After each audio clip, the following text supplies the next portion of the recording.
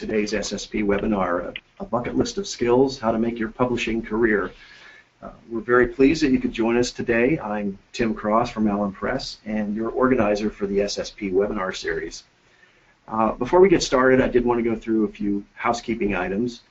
First of all, your phone will be muted automatically in consideration of our presenters and your fellow webinar participants. Please use the text chat features set to organizers and panelists only to send in questions, or if you need to notify us if you're having technical difficulties. We'll save all the questions until after the panelists have spoken. Please specify to which presenter you'd like your question directed so that our moderator can be sure to pose it to the correct presenter. And also, please start sending in your questions as we go instead of waiting till the end. At the conclusion of today's presentation, you'll receive a webinar evaluation via email. We do encourage you to provide feedback so we can continually improve the SSP webinar program. And you'll also receive a link via email to the recorded broadcast of this webinar to the slides. I do need to note one change to our speaker lineup.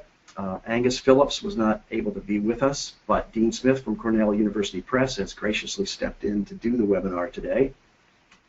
Our moderator is Jessica Loiza, Web Publications Coordinator for the American Institute of Aeronautics and Astronautics. It's now my pleasure to turn the webinar over to Jessica so she can introduce our panel and get us underway. Jessica? Thank you everyone for joining us today. We have three great speakers, and I'm just going to jump right in and introduce them. Our first speaker will be Patty Baskin. She's the executive editor of the journal Neurology. She came into publishing through the back door, having worked in genetics research before she assumed managing positions at various bioscience journals. She was a former chair of the SSP Education Committee and has established short courses on publication management and publication ethics, along with an editor's course, and developed numerous seminars and workshops on topics common to publication professionals. I'm going to ask if you guys have any questions for Patty, so please type them in while she's speaking, because we're going to ask her questions right after she presents. She will have to leave early. So please, if you have any questions specific for Patty, please send them in and we will ask them right after her presentation. And then we will resume questions at the end of the webinar for the other two speakers. The second speaker is Alice Meadows. She's the Director of Community Engagement and Support for ORCID. She started out as the Director of Communications and then recently moved to her new role this past January.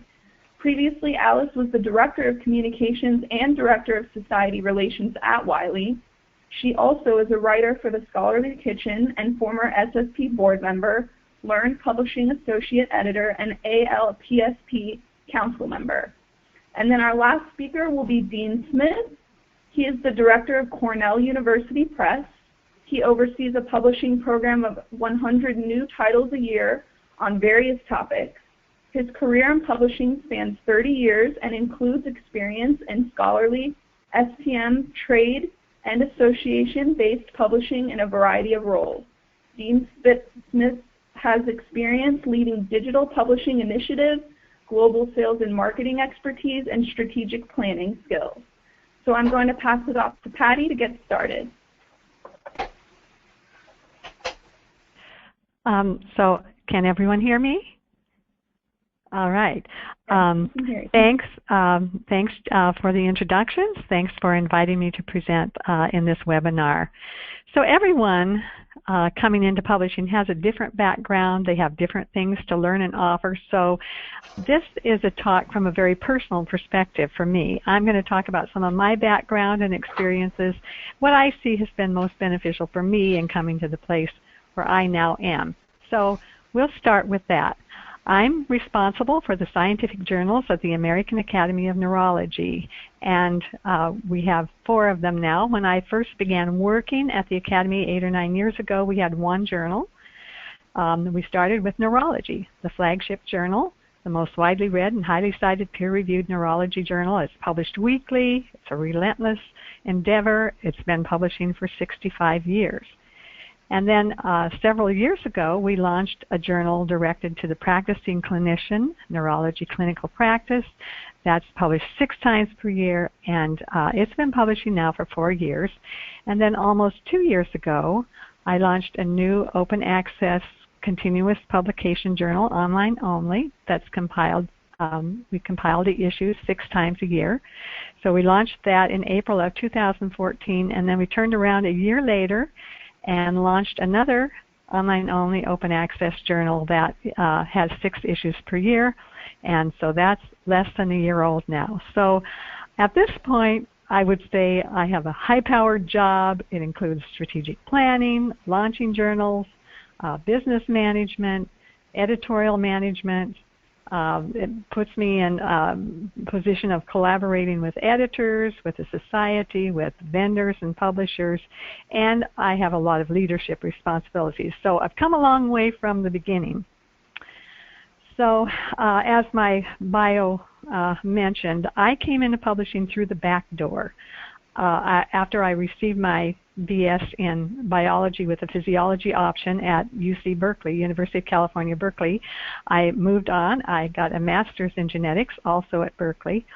And at that point, my husband and I decided to start a family. I wanted to stay home with my little ones. And I'd always liked writing and editing, but I still had lots of colleagues who needed editing work. So I set up my own home freelancing business, editing and revising manuscripts, getting them ready for submission, ready to send to journals. So I learned a lot from the author side of publishing. And then when it came time for me to go back to work, I decided I was really more interested in editing than going back to bench science. And by that time, I was living in Seattle. So I took a year-long graduate certificate course in technical writing and editing. And as luck would have it, just as I was finishing up, a geneticist at the University of Washington agreed to become editor of the American Journal of Human Genetics. And so I was on my way to a career in publishing.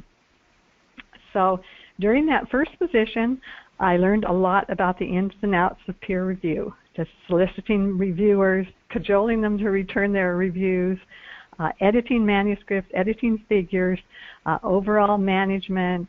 I even did an RFP for a new publishing partner at one point. The exciting thing, though, was putting the journal online. It was something that leading journals were just beginning to do, and this was in the mid to end of the 1990s. And so this was really exciting for me. So after that job came a lot of other jobs, helping journals set up their offices, getting their review and business processes going. Seemed like there were a lot of journals coming to the University of Washington for a little while there. And in one exciting job, I even helped set up and edit an online-only journal and a database that was very cutting edge at the beginning of the century. And I led a team of very innovative thinkers who were eager to adopt all the bells and whistles that they could with an online journal. And then I came to my current job where now I'm the strategic planner. I'm the person who communicates with the whole editorial and production team. I'm the expert advisor to my editors, and I have built and I lead a great editorial staff. I have 13 people who report to me. So there are definitely advantages to having a science background in scientific publishing. The degree I have provides credibility among academic editors and among the scientists and the society. And I feel like I have the knowledge. The knowledge I have helps to communicate with scientists. They consider me a colleague with expertise in an area that they don't have expertise in.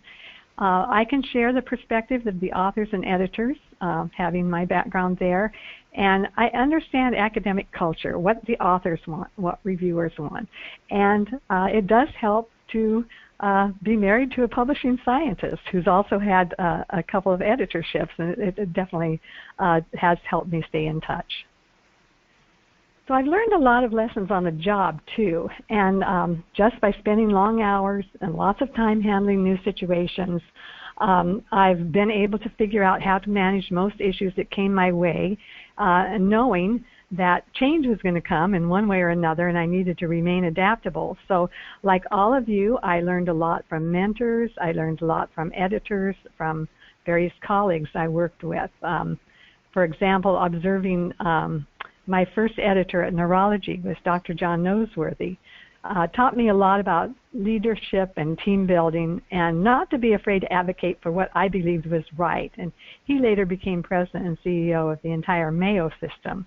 So I was very fortunate there. And I learned from not only from him, but from other colleagues and from those I taught courses with. And then I was able to pass on what I learned to newcomers in the courses. So I have found reading invaluable in staying on top of the field and the profession. But most of all, I found that the best way to really continue my education and to learn was just to tune in to all sorts of networking opportunities, including webinars like this one, and going to professional meetings.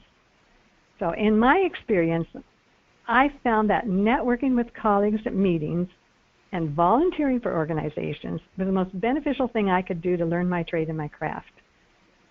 It's the best way to learn skills, to stay current, and even become a leader in your own organization. So I've gotten very involved. I've chaired a number of committees, including the education committee with SSP and program committees. And I try to make sure that when I'm setting up a session, it's not something I'm an expert in. That way I can learn more about it. I was editor of the Council of Science Editors newsletter, science editor for 2.5 years. And during that time, I solicited many articles and edited them. And what I went for was articles that would help me learn as well as helping others learn. I just think that that networking is really the best way to build expertise. And all of these activities have just been incredibly helpful in my professional development. So I think that's the most critical message that I'd like to get across to you.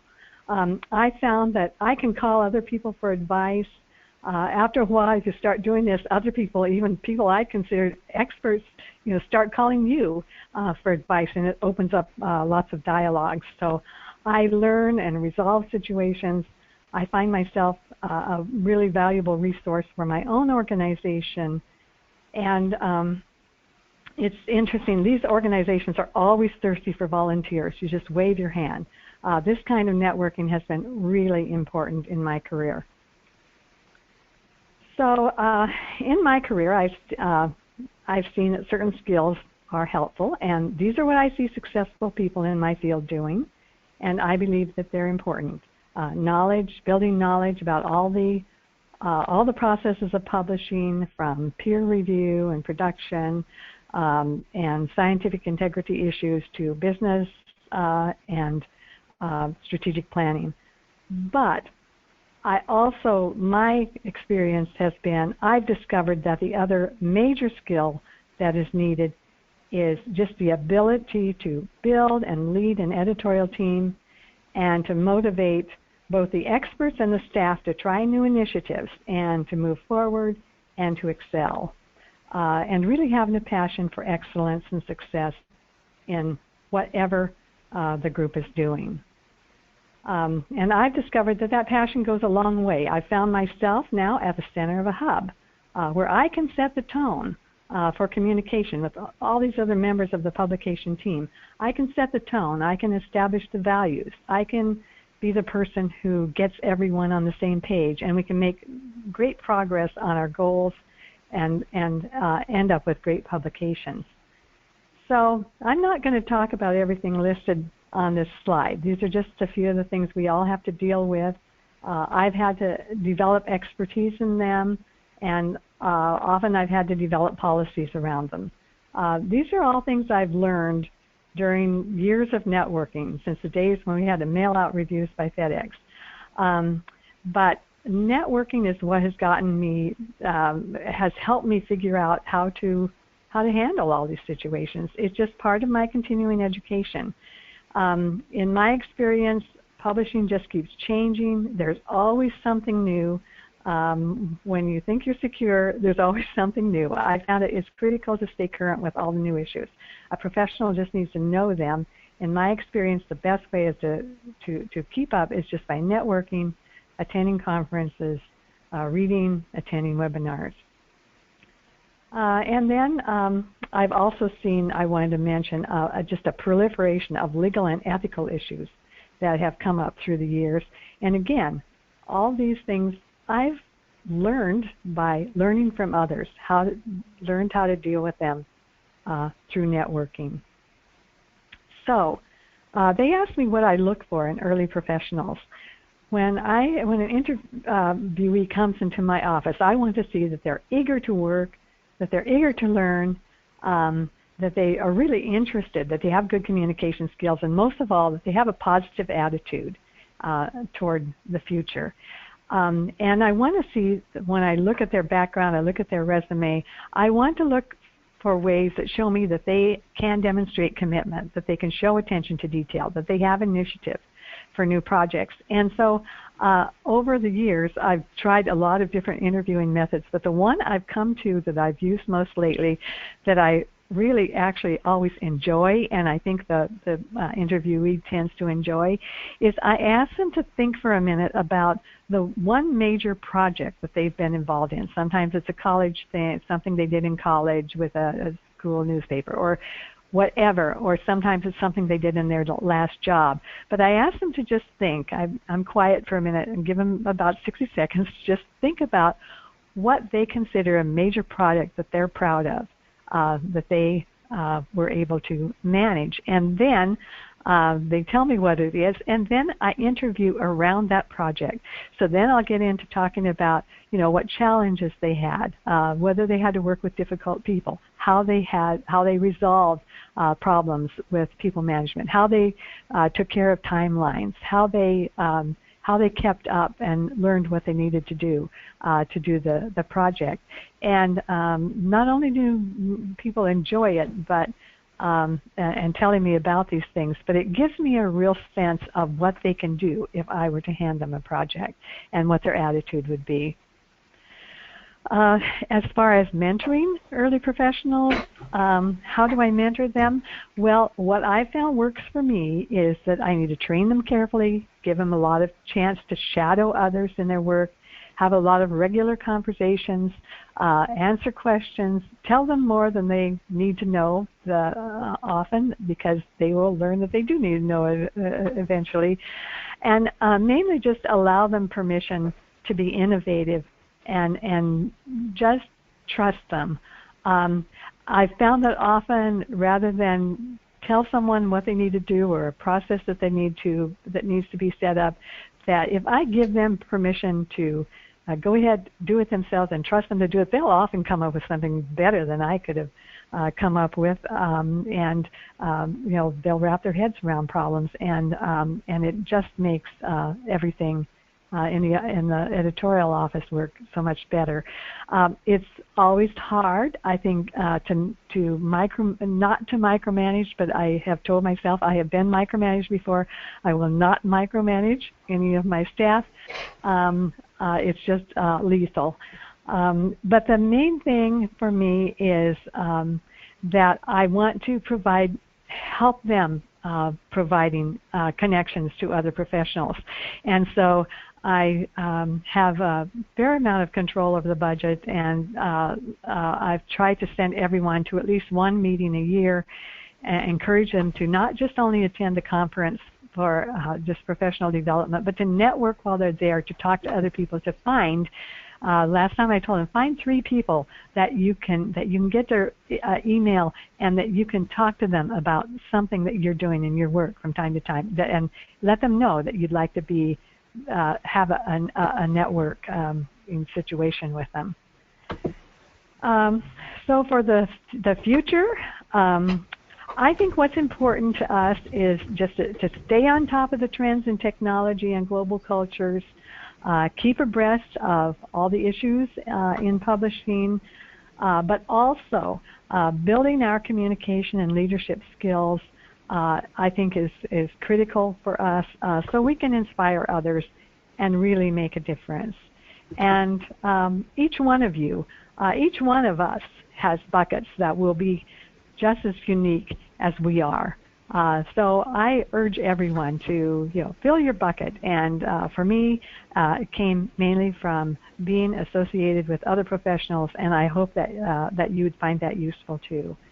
So thank you for giving me this opportunity, and I'd be helpful to entertain any questions. Yeah, Patty, you have actually 4 questions, so I'll start with the first one. How necessary was your certificate program at UW for your later success in publications? What did the program give you that your own freelancing experience did not? Oh, it was wonderful. It was wonderful because then I said to myself, "Oh, I wish I had taken this before," because I found that I didn't remember really about restrictive versus non-restrictive clauses. I wasn't aware of some of the challenges with layout.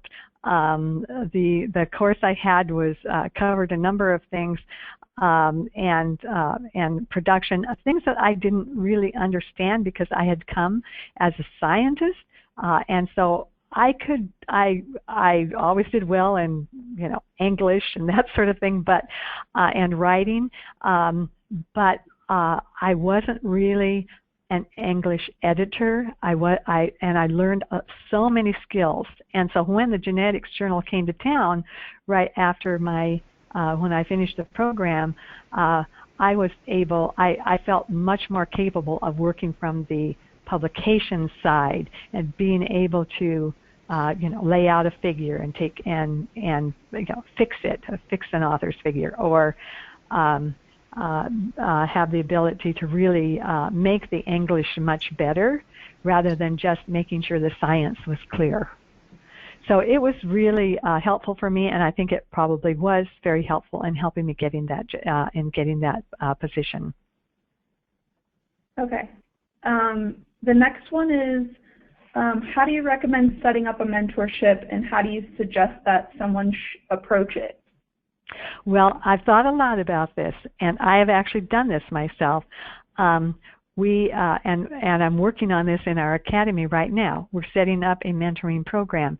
And I would like to see more professional organizations doing this. But if there is not some kind of a program set up, I think go to a professional meeting. Find the people that are doing what you want to do, what you want to be, and what you want to be, and just be bold. Most of us do not mind being approached by someone, and if someone comes up to me and says, I really like what you're doing. And I've had this happen. Someone came to me and said, I want to be you, when a few years down the road. And how do you get there? And I said, whenever you have an issue, network with someone else about it. That's what I did. So I think you need to be bold. You need to network. You need to, if you want to find a mentor, you can even ask someone, would you be a mentor for me? Can I call you 3 or 4 times a year, or can I call you every other week? And just have a conversation about some of the things that I've encountered over the last couple of months, and see how you would handle them. I think most of us would be open to having people network with us that way. Okay, great. There are 2 more questions, but for the sake of time, I'll send them to you, and then we'll get the answers from you, and we'll send everyone an email with the answers to the questions. All right, thank you. Thank you, Patty. The next speaker is Alice. Okay, I'm just going to share my screen and get my slides up.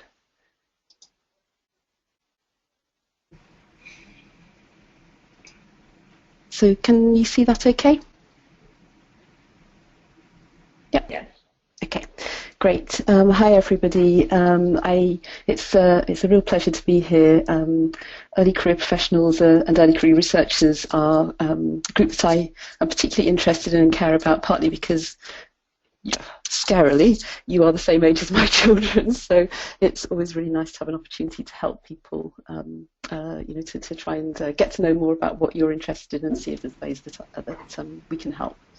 I think you're going to find that quite a bit of what I say parallels what Patty said, and I think we've reached some of the same conclusions, but obviously I have a slightly different perspective on that. So this is believe it or not, I think a medieval snakes and ladders board that's intended to somewhat represent the ups and downs of a career in publishing.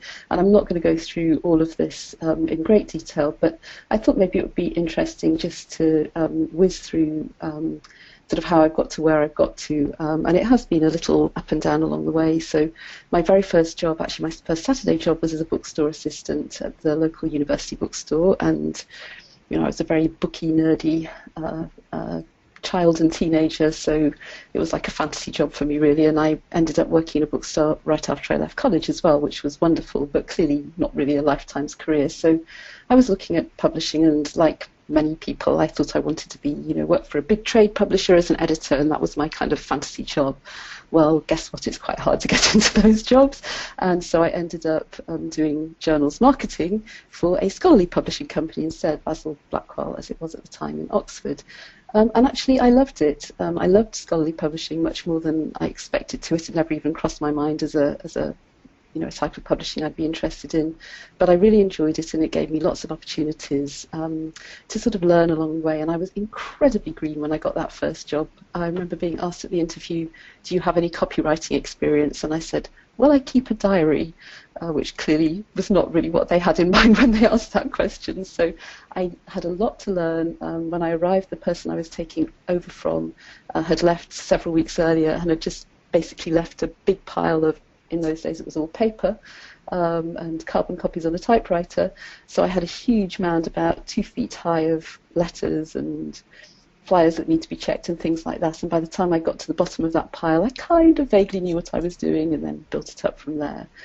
Then, like Patty, I had a couple of small children, and just didn't exactly want to take a step back, but wanted to have some more flexibility in what I was doing. So a colleague of mine who was in the same position and I decided in our youth and naivety that we would set up a consulting company with a grand total of about 10 years experience between us, which seems insane in retrospect, but we were full of enthusiasm, and we knew a few people, and we were willing to get stuck in terms of meeting more people and talking to people about what we were doing. And so we launched this organisation called the Oxford Publicity Partnership, which is in fact still going nearly 30 years later, extraordinarily, not with either of us involved. But it was an idea that happens to be of its time, and we did it in a very toe in the water way, but we built it up into really quite a successful consulting company offering marketing services to scholarly publishers and others creating scholarly materials. So that was kind of my moment of madness, if you like. And maybe another moment of madness was then leaving that organisation 9 years later, because I just was ready to move on to other things, and in fact landed up going back to Blackwell, which was then in another incarnation, and then kind of wove my way through a variety of jobs. And it was really when Blackwell was acquired by Wiley about 7 or 8 years ago now that my career took a somewhat different turn, because I was offered a very different kind of job, still within marketing, but running the central marketing services team, which was completely new in this merged organisation. So all of a sudden I went from having a team of, I don't know, about 15 or 20 people to having all in one place, to having a team of 80 plus people all over the world, from Australia and Singapore to Ames, Iowa, and pretty much everywhere in between. So that was a huge, steep learning curve for me, and probably the toughest job I've ever done, but very rewarding in its own rather thankless way. And then, for various reasons, that team was kind of moved centralised in Singapore, basically. And so I moved into society relationships, which was much closer to my heart, really. It was a good move from that point of view, and from there into communications, and now community engagement and support. So it's been, and none of these things have been, I have to say, apart from founding the Oxford Publicity Partnership, which was a sort of decision, albeit a toe in the water decision, a lot of this has happened kind of by just by being open to opportunities, really. So that's something I'll come back to in a minute.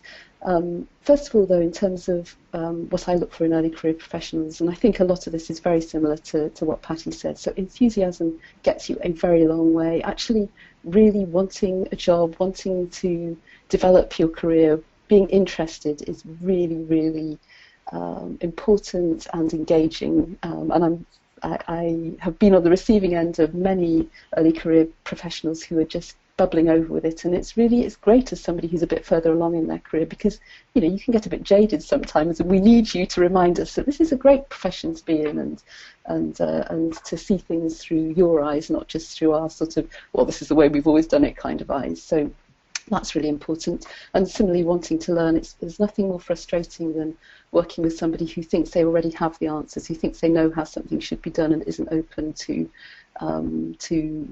learning on the job. And this brings me to sort of skills versus attitude, really, because while I think skills can be very important, and I'll talk a bit more about what skills I think are important later, actually I think attitude gets you, in my book anyway, probably even further. If I was choosing between two equally qualified candidates with the same skills, but with one with a more sort of can-do attitude, I would absolutely go for the attitude. And even if I was looking at two equally qualified candidates, one who had better skills but not such a good attitude, I would still probably favour the attitude over the skills. As I say, not to say that skills aren't important, but I do think attitude, particularly in the early part of your career, is really, really important. So in terms of growing your career, and as Patty said, I totally agree about getting involved and volunteering. SSP is a fabulous organisation for that. There are others.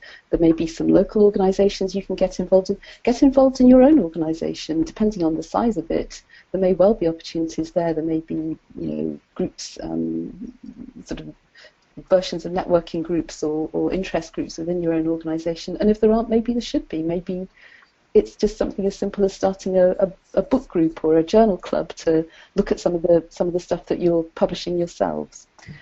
Finding a mentor or a coach, I think, is a great idea, and this can be something quite formal, but it can also be something quite informal. And I think thinking about what you want from a mentor is important. Do you just want somebody who's going to kind of be coaching you and helping you learn, or do you actually want somebody who's really going to advocate for you? And that's a more challenging thing to ask for, actually, and to find. But there are times in your career when it's necessary, and I think often you'll find that it's less you asking somebody and somebody will kind of choose you. Certainly that's what's happened to me, and I've had a couple of really wonderful advocates for whom I'm very grateful. So I feel like a coach is something you kind of need throughout your career, and then there are certain times at which having somebody who's going to actually advocate for you, either within your organisation or within the industry, is a really good thing.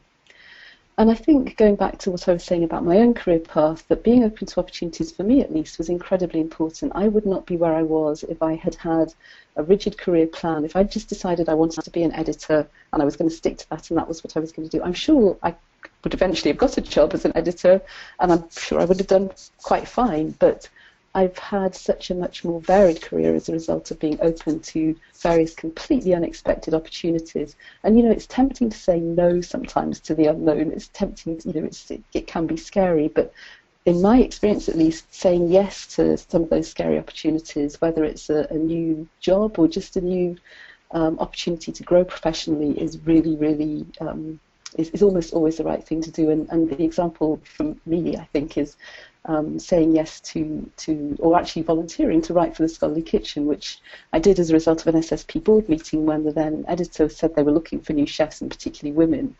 And I thought about it, and with a huge gulp thought, ooh, well, okay, I'll volunteer. I was absolutely terrified, and it was one of the best things I've ever done, both in terms of enabling me to write, which I love, but also in opening all sorts of other doors in terms of networking and other opportunities. So just say yes, or at least be open to saying yes to opportunities. In terms of the skills that you'll need, I think communications, as Patty said, are obviously really critical. You can't be you can't really make a good career in scholarly publishing if you're unable to communicate. Now, some people write better than others, some people talk better than others, but you do need to be able to kind of, at a very basic level, string a sentence together, but also, be a good listener, be an active listener. As I said before, be willing to learn. It's all the communication skills are critical. Analytics, I think, are really important as well. And by this, I don't just mean number crunching. In fact, I positively don't mean just number crunching. I mean sort of the more creative approach to analytics. So being able to think about what needs to be analysed, what you're trying to get out of it, what you're trying to learn, how you want to change things as a result of the analytics that you're working on. And then obviously the sort of technical computer skills, which I'm sure you're all way better at than I am, or you know, others of my generation. But you know, it's a huge advantage. It's a huge advantage as an employer to be able to hire people with such great, not just sort of literally technical skills, but you know, social media skills and all this sort of thing. You're connected with the world in a very different way from the way we were when we were at your stage in our careers. So really, really critical. There are many other skills that are vital as well, but those are probably three that I would call out. And then I want to finish by just sharing some of my role models with you, just very briefly, as an example of perhaps how I feel I've learned and had help with my career, and maybe as a way of helping you think about it for you. And it's probably not a coincidence that they're all women, by the way. I have had some very helpful men. One guy in particular, Bob Campbell of Blackwell and then Wiley, was a huge and very important advocate for me. But I think these three women and others have been especially influential. So the first on the left is my current boss, Laurie Hack, who's the executive director of Orchid, and her background, like Patty's, is as a scientist, although she actually did a doctorate and a postdoc, so she was a sort of very much embedded in the science in academia before moving on to help with a startup company that was subsequently bought by Thomson Reuters. So she's sort of gone from academia, startup, big commercial organisation in the industry, and now back to a sort of startup non-profit type thing. She's a really fabulous, huge enthusiast, very, very generous with her time and her willingness to share. She has prompted me to take on way more than I would have done left to my own devices. I have given more presentations in the last 8-9 months since joining Orchid in the rest of my life put together, and then some, starting the second week I started there. So she's really pushed me on some stuff that wouldn't necessarily have come naturally to me, and I'm hugely grateful to her for the opportunity. So she's a good example of a kind of a coach who's going to really, you know, be sympathetic but definitely push. And Sue Corbett, who's the woman in the middle, the same sort of tough love approach. She also was my boss briefly, but we were also friends before and afterwards. She was with Blackwell and then Wiley for a long time, and then left, took a career break for about 18 months, and then came back to be the executive director of INASP, which is you probably know is another smaller non-profit organisation in our industry, which she did fantastically well for several years, and now she's decided that she's going to take another break. And I think what I love about Sue is, again, she really pushed me to do stuff that I wouldn't naturally do. I'm a kind of people-pleasing kind of person, so some of the harder decisions and being a bit tough on some stuff is difficult for me to do, and she really helped me learn that that's an important skill to have.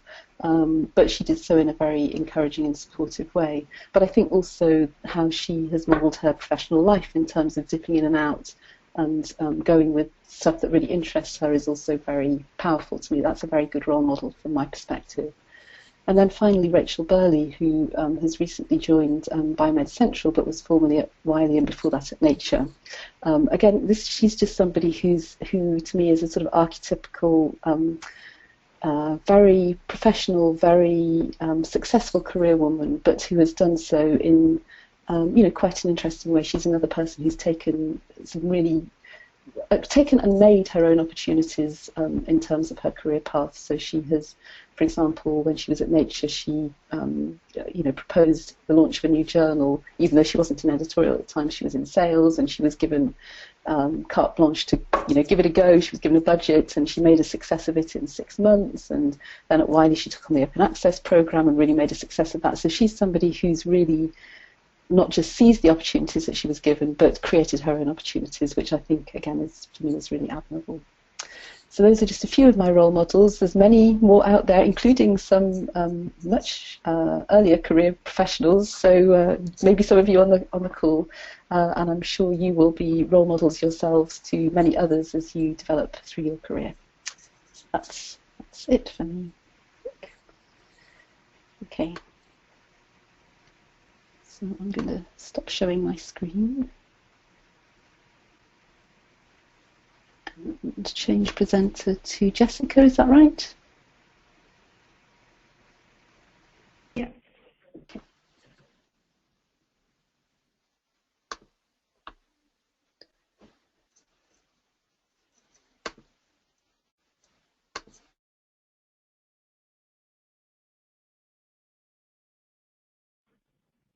Can everyone see my screen? Yes. You go ahead.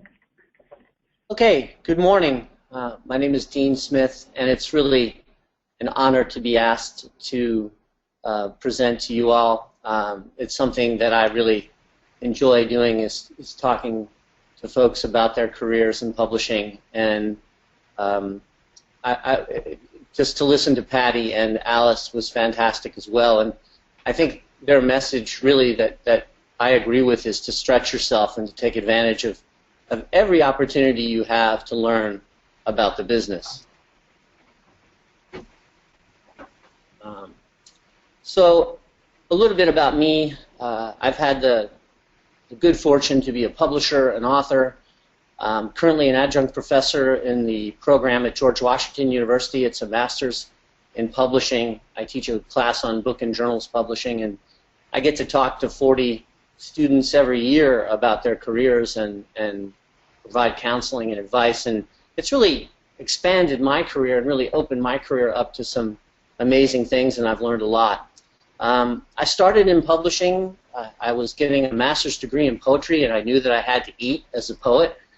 Selling poetry wasn't going to get me very far, so I needed a job. And fortunately, right across from my apartment was Columbia University Press, and I walked over there and was in a work-study program and became junior copywriter, then senior copywriter, and it was a great place to be. You'd walk into this office and you'd hear the cacophony of typewriters going, and it was during a time when the fax machine just started coming, and that was looked at as major technology, and editors then were judged on how many carbon Xeroxes they could produce in terms of letters that they were sending out. So things have changed quite a bit, and from there, I've always gone to where there's a challenge and where the industry is changing, and that's something that, after doing that a couple of times, I made that a prerequisite of any job that I would take, is that this was the cutting edge of something, and I was able to be a part of the transition for electronic journals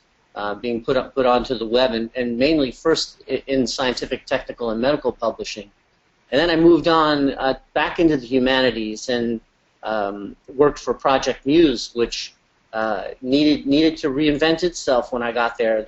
We had about 500 or 600 journals, and ebooks were just starting to come into the market, and we revitalized and changed and re-engineered the platform. So, and right now, when I'm working at Cornell University Press, and university presses are under siege. They're trying to deal with Amazon, and this is kind of the next frontier.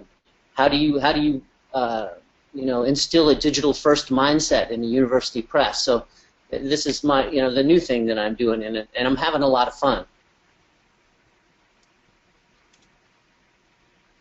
So here's a kind of a bucketized approach to my career, and for some reason I've started in university press publishing, and I ended up in university press publishing, and that wasn't entirely intentional, but I again was fortunate to be able to learn about book publishing at Columbia and get my MFA, and then move on to Springer, where I learned about scientific journals. And so I've got book and journal experience right off the bat, and then somebody came to me and said, well, Chapman and Hall wants to start a North American journals presence and a North American journals program. So I was doing everything from sending out sample copies to overseeing peer review to every aspect of journals publishing I was doing, to acquiring journals. And in 2 years, we actually made money on 6 journals that we just started, which at that time, 5 years was really the time that you have a journal that would be reach profitability, and so that was very exciting. And from there, was able to go to the American Chemical Society, and they were just launching their electronic journals platform and needed to license all of their journals to all of the institutions around the world. And I stayed there for 10 years and traveled the world talking about what were the best publications in chemistry. Sorry, Alice. But those were two kind of things. There are two themes that were going on there. Is that I said to myself, I really want to work with quality publications, things that were the best publications in a given area, and also building businesses from scratch. And that business went from about a $40 million business to about a $100 million business over the course of a decade. And then I said to myself, I really need to get back into book publishing. This was the time when I thought, I'm not a chemist, and I really want to go back into book publishing and think about being a director of a university press. I thought, that would be a really interesting thing to do, because universities are really where a lot of the change is happening, whether it's libraries, whether it's open access, whether it's the research that's being done. I felt like universities were a really great place to be. And so I got book experience at the Association for Talent Development and learned a lot about different techniques, leadership, and things like that. And then went over to Project Muse, where we are dealing with 200, mostly university presses, but 200 publishers in the humanities. So I got to see a macro view of all of the issues affecting these organizations. And after 5 years, found a position open at Cornell University Press, which is the first university press in the nation. So that's, again, another special thing, another challenge to how do you go back and digitize all the backlist for those titles and bring those into the web and make them discoverable. So I feel like I have a real responsibility to the legacy of the 11 people that have gone before me at Cornell. But again, just been very lucky to have had these opportunities. And publishing today is kind of volatile. There's a lot going on, and when you're talking about growing revenues, it's really flat growth is something that you're looking at. Library budgets have been decreasing for the last 20 years, really. And whether you're in books or journals or both, Amazon and Google play a role. How do you get in there and do search engine optimization and other things? And metadata and discoverability are probably the two most important things for the future. How is your metadata good? Is your content discoverable? What are the metrics that you're looking at?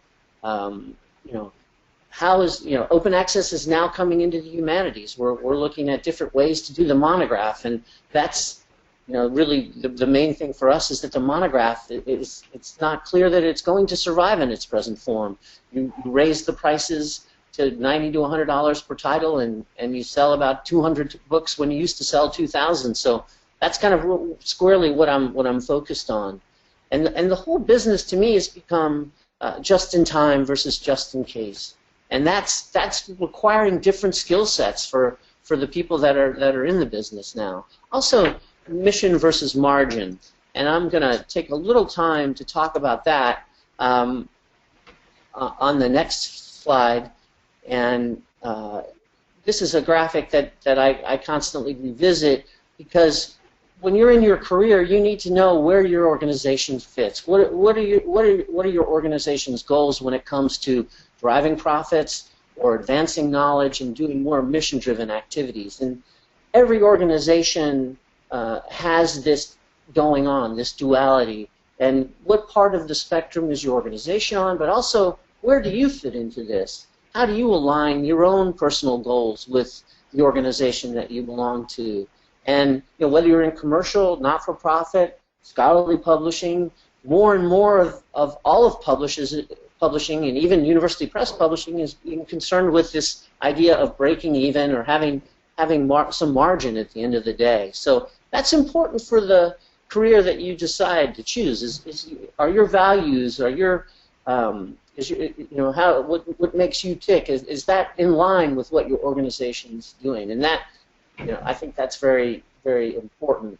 when it comes to, how do you achieve that balance, and what are the things that you are looking to accomplish? Okay, so what do I look for when I'm talking to folks that may join our company or organization?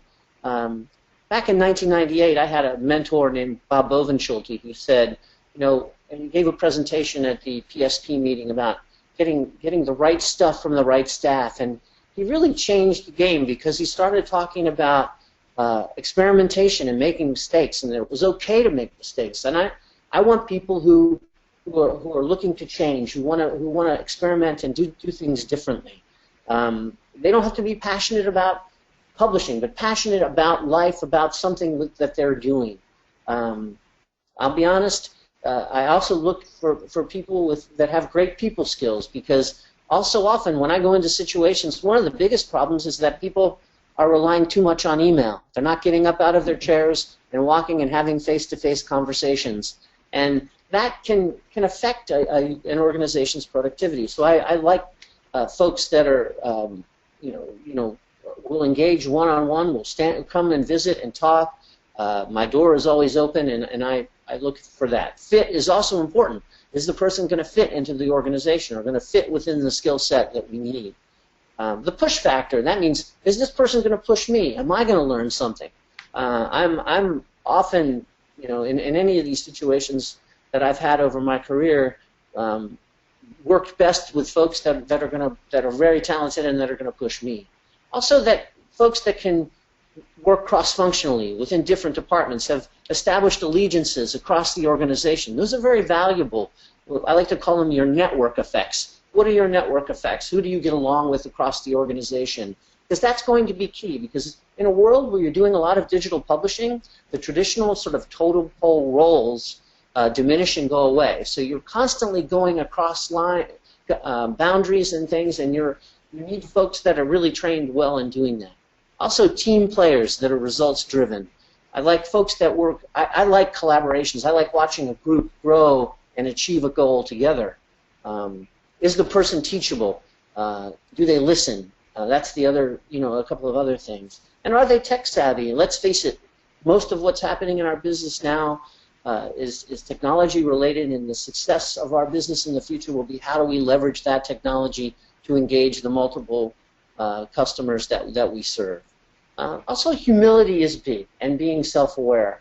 For me, that's especially important. Is that you need to be humble and thankful, and not necessarily looking to take credit for situations. And that I like to facilitate success. I don't like to take.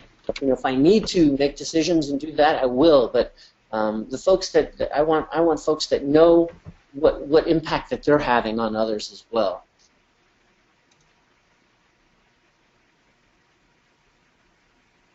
Okay, so when I teach at George Washington, the very first class, we talk about, what are the things that you need to be successful? And Alice touched on a couple of these, and I think they're critically important. And I will grade my students on this over the course of the semester and how they've developed in these areas. So, can you communicate orally, and how is your writing? Because those are important. Because when it comes to moving your ideas forward, you need to be able to articulate them. You also need to put them down on paper so that your colleagues understand. So communication is critically important.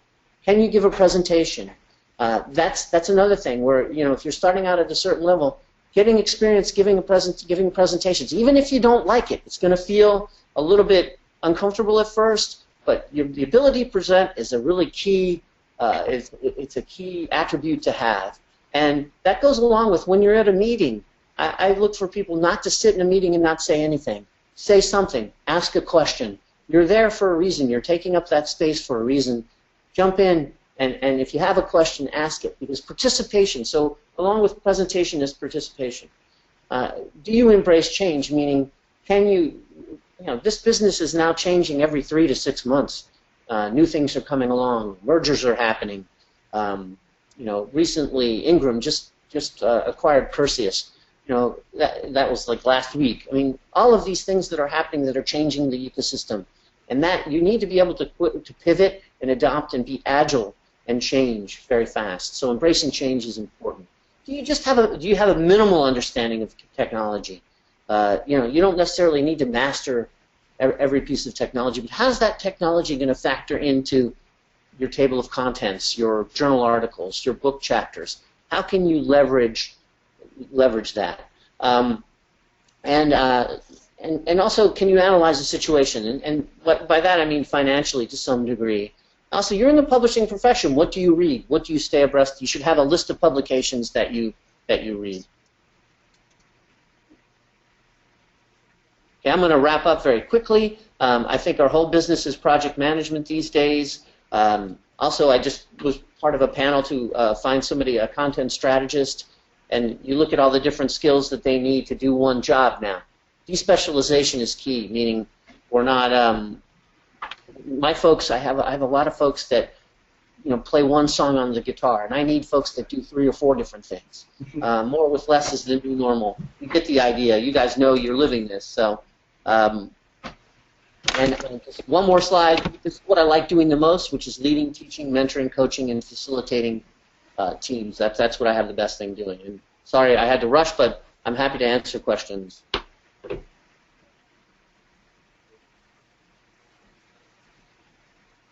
Okay, so we have, I think, quite a few questions. So what I'm going to do is I'm going to ask maybe about 1 or 2 questions, and then we'll send the questions to the presenters, and they can answer them, and we'll send out an email to all the attendees with the answers to the questions.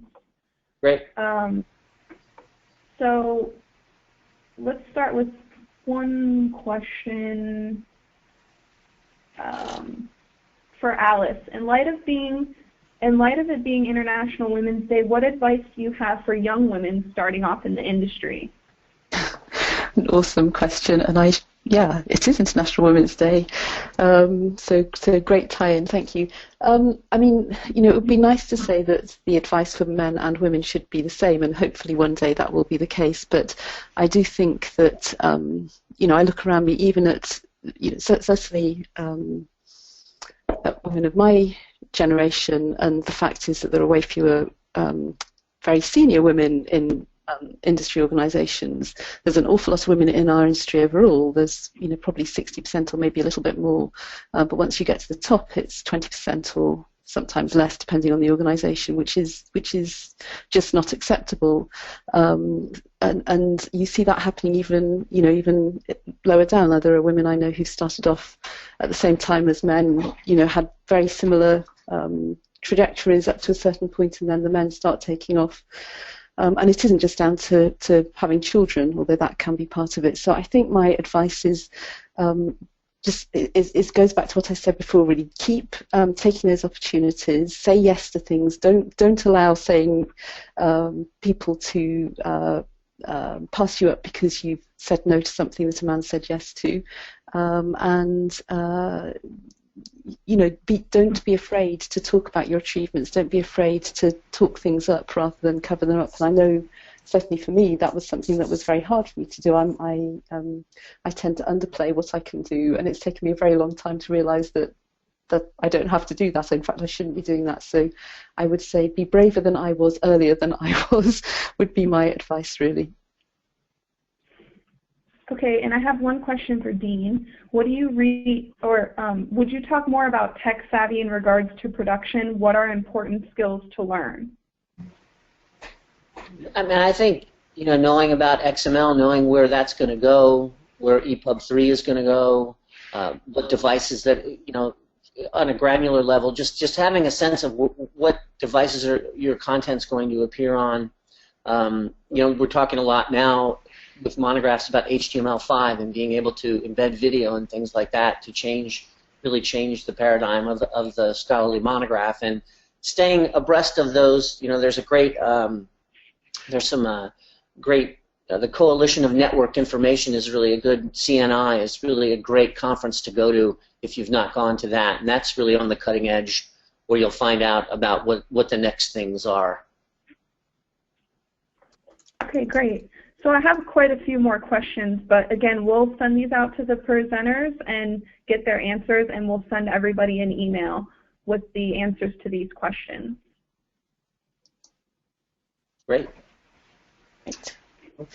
Okay, well, thank you all for attending. And once again, please do take time to respond to the webinar evaluation that you'll receive in an email. Your feedback will help us to continually improve your webinar program. And please join us for the next SSP webinar on April 12th at 11 a.m. Eastern Standard. I guess it'll actually be Eastern Daylight Time by then. The title of the webinar is Workflow is the New Content, Expanding the Scope of Interaction Between Publishers and Researchers. It'll be moderated by Phil Jones, Head of Publisher Outreach at Digital Science, and the speakers will be David Summer from Kudos, Don Melly from IEEE, and Ashley Higgs from Uber Research. And with that, we are concluded. Enjoy the rest of your day.